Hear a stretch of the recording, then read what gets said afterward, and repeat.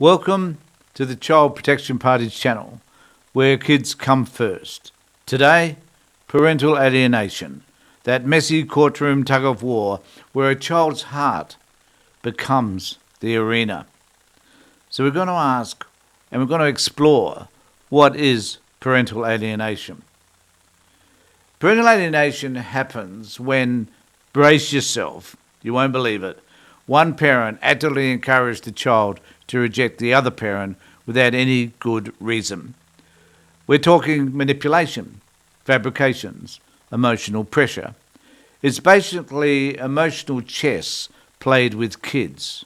Although not formally defined in Australian law, courts treat it as a severe enough issue to influence decisions, because at the heart of every parenting case is the child's best interest.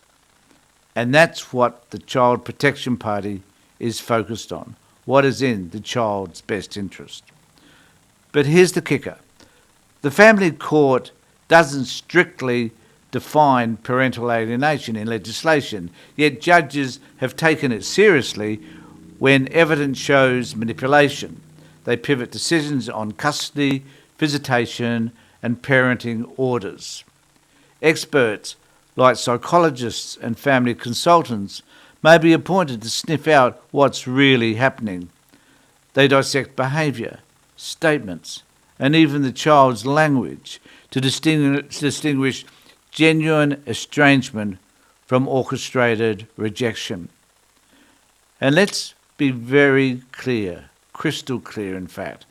This isn't just an emotional tug, it's a legal lever. Courts can order supervised visits, mandate therapy, reassign living arrangements, and in extreme backlash, even penalise their alienating parents, even though in our view they don't do that anywhere near enough. Imagine being a kid stuck in a tug-of-war with trust. Emotional abuse disguised as strategy leaves long scars, depression, anxiety, relationship distrust, low self-esteem, childhood trauma with adult sequels. Parents, and I mean both parents here, suffer too. The alienated parent loses time, memories, connections. The other parent faces legal backlash, guilt, and possibly losing custody. And the courts, well, they get stuck adjudicating human hearts. Child protection demands that the child remains front and centre, not collateral damage in bitter adult battles. Judges in many jurisdictions, including Australia, interpret their decision through that particular lens. However, a word of caution. Experts warn that the label alienation can sometimes overshadow genuine issues like domestic abuse or trauma. Over-reliance on labels can silence the child's voice by filtering it through biased expert claims.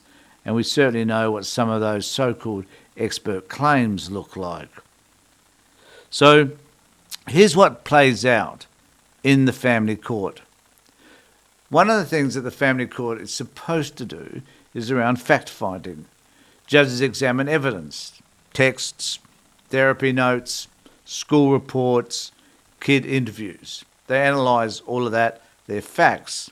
Then the psych reports, family consultants assess behaviour, and they assess the parent-child dynamics as well.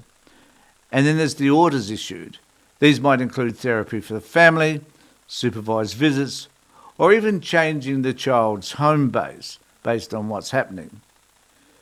Now there's future flagging as well, because if alienation is proven, it casts a shadow in future legal proceedings, making repeat infractions even more detrimental. So think of parental alienation like a reverse tug-of-war. Instead of pulling a rope, one parent is tugging at the child's emotions. Spoiler alert, they almost never win the moral high ground. So what do we say at the Child Protection Party? Well, we've been saying for years that the children come first. We protect and must always protect the child's emotional safety.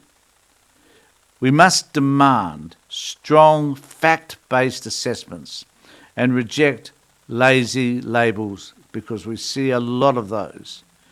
Ensure therapy is child-centred, not court-led career builders, those people like psychologists and social workers within the court. Back family reconnection when we're safe. Hold, and this is very important, hold alienators accountable. So,